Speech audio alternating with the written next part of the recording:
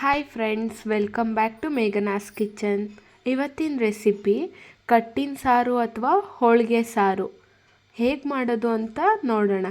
ಒಬ್ರೊಬ್ಬರು ಒಂದೊಂದು ಥರ ಮಾಡ್ತಾರೆ.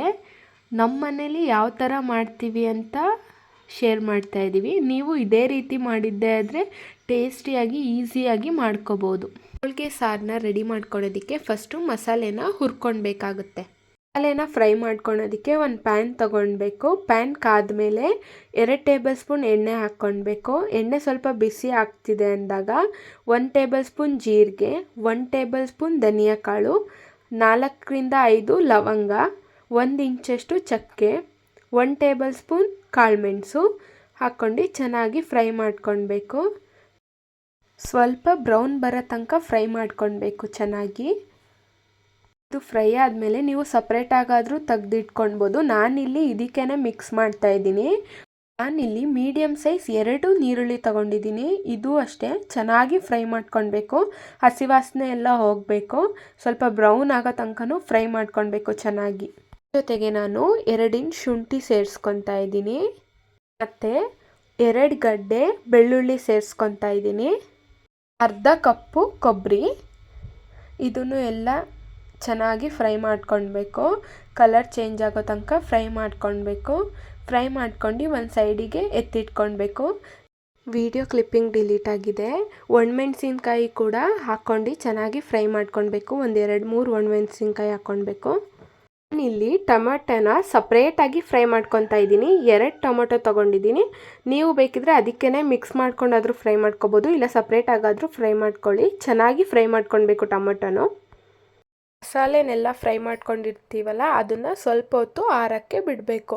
ಆರಾದಮೇಲೆ ಮಿಕ್ಸಿ ಹಾಕ್ಕೊಳ್ಬೇಕು. ನೀವಿಲ್ಲಿ ಟೊಮೊಟೊನ ಸಪ್ರೇಟಾಗಿ ಕೂಡ ರುಬ್ಕೊಬೋದು. ನಾನಿಲ್ಲಿ ಇದರಲ್ಲೇ ಹಾಕ್ಕೊಂಡು ರುಬ್ಕೊತಾ ಇದ್ದೀನಿ. ಸ್ವಲ್ಪ ಮೇಲ್ಗಡೆ ಕೊತ್ತಂಬರಿ ಹಾಕ್ಕೊಂಡು ರುಬ್ಕೊತಾ ಇದ್ದೀನಿ. ಸ್ವಲ್ಪ ನೀರು ಹಾಕ್ಕೊಂಡು ಚೆನ್ನಾಗಿ ನುಣ್ಣಗೆ ರುಬ್ಕೊಳ್ಬೇಕು. ಎಷ್ಟು ನುಣ್ಣಗೆ ರುಬ್ಕೊತೀರೋ ಅಷ್ಟು ಸಾರು ರುಚಿ ಬರುತ್ತೆ. ನೋಡ್ತಿರ್ಬೋದು, ಈ ರೀತಿ ರುಬ್ಕೊಳ್ಬೇಕು. ಇವಾಗ ಸಾರು ರೆಡಿ ಮಾಡ್ಕೊಳ್ಳೋಣ. ಬೇಳೆ ಕಟ್ಟನ್ನ ತೆಗೆದಿಟ್ಕೊಂಡಿರ್ತೀವಲ್ಲ ಅದನ್ನು ಹಾಕ್ಕೊಳ್ಬೇಕು. ಆಮೇಲೆ ಹುಣಸೆ ರಸನ ಹಾಕ್ಕೊಳ್ಬೇಕು. ರುಬ್ಬಿರೋ ಅಂಥ ಮಸಾಲೆನ ಹಾಕ್ಕೊಳ್ತಾ ಇದ್ದೀನಿ. ಮಸಾಲೆನ ಹಾಕ್ಕೊಂಡ್ಮೇಲೆ ಚೆನ್ನಾಗಿ ಮಿಕ್ಸ್ ಮಾಡ್ಕೊಳ್ಳಿ. ಯಾವುದೇ ರೀತಿ ನೀರು ಹಾಕ್ಕೊಳಕ್ಕೆ ಹೋಗಬೇಡಿ. ಲಾಸ್ಟಿಗೆ ಹಾಕ್ಕೊಳ್ಳಂತ್ರಿ. ಚೆನ್ನಾಗಿ ಮಿಕ್ಸ್ ಮಾಡ್ಕೊಂಡಾದ್ಮೇಲೆ ರುಚಿಗೆ ತಕ್ಕಷ್ಟು ಉಪ್ಪು ನೋಡ್ಕೊಂಡ್ಬಿಟ್ಟು ಹಾಕ್ಕೊಳ್ಳಿ ಉಪ್ಪು. ಆಮೇಲೆ 1 ಟೇಬಲ್ ಸ್ಪೂನು ಖಾರದ ಪುಡಿ,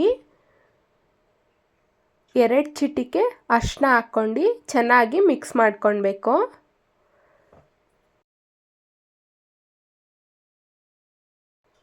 ಮಿಕ್ಸ್ ಮಾಡ್ಕೊಂಡಾದ್ಮೇಲೆ 2ರಿಂದ 3 ಲೋಟ ನೀರು ಹಾಕ್ಕೊಳ್ಳಿ. ನಿಮ್ಗೆ ಎಷ್ಟು ನೀರು ಬೇಕೋ ನೋಡ್ಕೊಂಡು ಹಾಕ್ಕೊಳ್ಳಿ.